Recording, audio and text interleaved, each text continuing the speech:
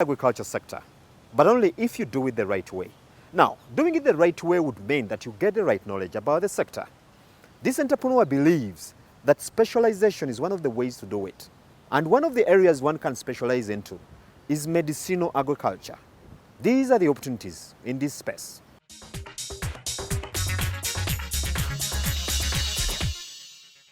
I'm called George Okotha. I work with the Insurance Regulatory Authority of Uganda, and I'm a Rotarian from the Rotary Club of Weyogere Nambole. The activities I have here are mainly growing cinnamon.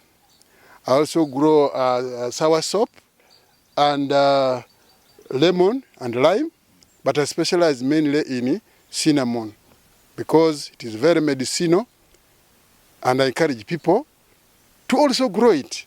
You can try to go to every hotel now.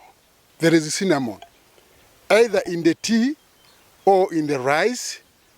Even these who are making cakes, even those who are making wines, it is cinnamon everywhere. So what we see that cinnamon is imported into Uganda. So what we are saying that let us grow this thing. Good, some Ugandans are already processing it, which is already good, but it's still scarce.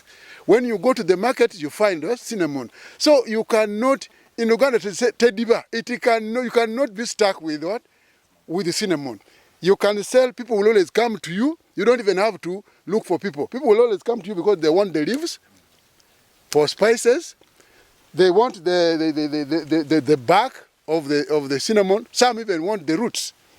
So it is so important and it is so commercial that you don't have to look for buyers. People will look for you. Like this tree here, somebody can give you about 600,000 and it takes the tree and it comes back again. Now, in terms of measuring, for example, the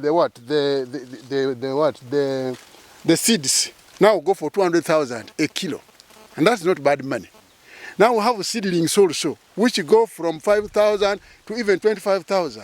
So you can venture into cinnamon and sell the leaves, sell the seeds, and sell the seedlings. You can also process the leaves yourself and take them to the supermarket and make money.